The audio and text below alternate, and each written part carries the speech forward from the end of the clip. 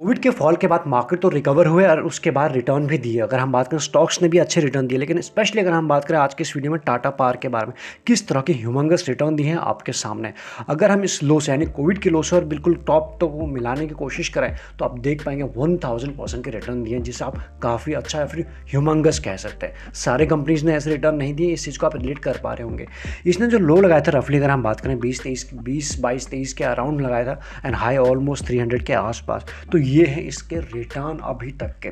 बीच में अगर हम बात करें 2022 में जो करेक्शन आया उसकी कुछ कैंडल्स आपको देखने को मिल रही होंगी, क्योंकि हम इस वक्त बात करें मंथली के टाइम फ्रेम में, वो भी रिकवर हो चुका है। तो यहाँ से ये शेयर हमारे प्राइम फोकस पर रहना चाहिए। ये इस तरह का शेयर है, जब भी डिप में मिले या जब भी अपॉर्चुनिटी मिले या फिर जब भी सेटअप मिले आपका जिसमें आप ट्रेड करते हैं, ये आपके रडार पर रहना चाहिए। इसने इस तरह के रिटर्न दिए, इतना मंथली के टाइम फ्रेम में समझ में आ रहा है। वापस से जिस लेवल से करेक्ट हुआ था यानी हाई के आसपास, यहाँ हम बात करें उन्हीं लेवल के आसपास शुरू हो चुका है ट्रेड करना। समझें इसको एक एक करके। सबसे पहले वीकली में समझने की कोशिश करते हैं क्या हुआ। ये जो इसने इस तरह के रिटर्न दिए थे यहाँ से लेकर यहाँ तक, जब टॉप आउट हुआ उसके बाद मार्केट और इसमें भी करेक्शन आया।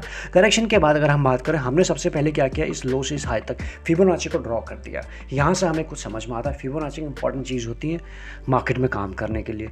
तो क्या किया इसने, जो सपोर्ट लिया, ये सारे सपोर्ट का काम करेंगे और इसने 0.38 पे सपोर्ट लिया, यहाँ पे सपोर्ट लिया एंड देन फाइनली जाके वहाँ से रिवर्स होना शुरू हो गया है। इतना आपको समझ में आया है। एक और चीज़, अगर इसको ज़रा जूम करके देखने की कोशिश करें, यहाँ आप देखें, यहाँ पर इसने 0.38 पे सपोर्ट लिया। सबसे पहली बात तो यहाँ पे कुछ हमें लगा कि ठीक है, ये हो सकता है सपोर्ट है या बाउंस हो सकता है या फिर वापस यहाँ से आके नीचे आ सकता है, लेकिन ऐसा कुछ भी नहीं हुआ। दूसरी चीज़ है, हम बात करें ट्रेंड लाइन, जिस ट्रेंड लाइन के हिसाब से वीकली के टाइम फ्रेम में गिर रहा था, यानी वीकली का कैंडल लगा रखा है, हर एक कैंडल 1 वीक को रिप्रेजेंट कर रहा है यहाँ पर। तो आप देख पाएंगे इस कैंडल ने यहाँ पर फाइनल, इस कैंडल ने यहाँ पर इसको ब्रेक कर दिया था, इसका ट्रेंड को। बस फिर क्या था, उसके बाद में धीरे धीरे करके रिकवरी शुरू हो गई। इस रेड कैंडल ने इसको रीटेस्ट करने की कोशिश की, यानी एंट्री वापस से दी एंड देन फाइनली जाके आज के दिन या फिर इस वीक में अगर आप बात करें, ये जो बहुत दिनों से इतने सारे वीक्स आप देख रहे हो, कितने सारे वीक हैं यहाँ पर इसी प्राइस के आसपास, जो रेजिस्टेंस का काम कर रहा था, जो पहले सपोर्ट का काम था, अभी रेजिस्टेंस का काम है, इसको ब्रेक हुआ और इसके ऊपर की क्लोजिंग मिल चुकी है। तो कुल मिला के शायद वापस से फ्लाई होने के लिए पार इसमें आ चुकी है। टाटा पार इसका नाम है, फिर से इसमें पार आ चुकी है, या फिर ये कहें बुलिश सेंटीमेंट यहाँ से जनरेट होता हुआ नजर आ रहा है वीकली के टाइम फ्रेम में। अब अगर समझने की कोशिश करें, जिस तरह से एक सेकेंड, जिस तरह से शेयर की अगर हम बात करें, यहाँ ट्रेंड लाइन के सहारे गिर रहा था, उसी ट्रेंड लाइन उनके सहारे ये वापस से बढ़ना शुरू हो चुका है। तो हमें क्या क्या कंफर्मेशन मिला, सबसे पहले मिला हमें पहला पॉइंट फिबोनाची का, यानी इंपॉर्टेंट लेवल के आसपास ने सपोर्ट लिया। दूसरे अगर हम बात करें, इसका ट्रेंड यहाँ पे ब्रेक हुआ, ठीक है, 2। और थर्ड अगर हम बात करें, वापस से जब ये बढ़ रहा है ऊपर को, तो यहाँ से इस रेंज से बाहर निकल चुका है 3।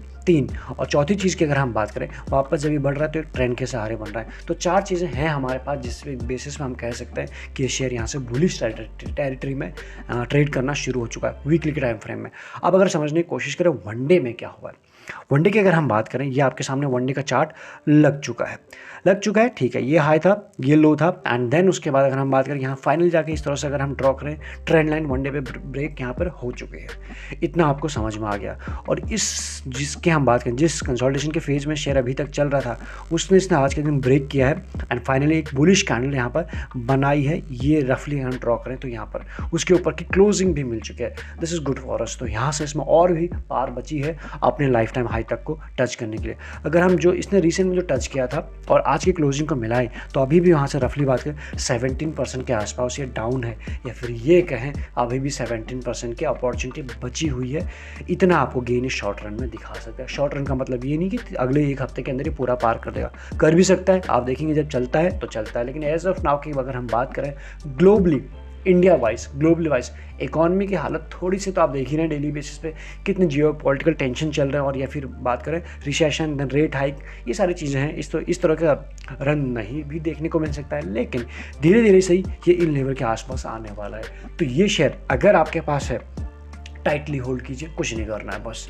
और अगर आप किसी भी डिप में मिलता है, जिस तरह का मूड माहौल बना हुआ मार्केट में, तो वापस इंपॉर्टेंट लेवल के आसपास आता है, जिन लेवल को ब्रेक करके यहाँ से गया रिटेस्ट करने आता है, या फिर इन्हीं लेवल के आसपास कहीं मिलता है, तो फिर से हमारे रडार पर हो सकता है 250, 240 जिन भी लेवल के आसपास अगर मिलता है तो। अदरवाइज क्लोजिंग्स की 249 के आसपास हुई है।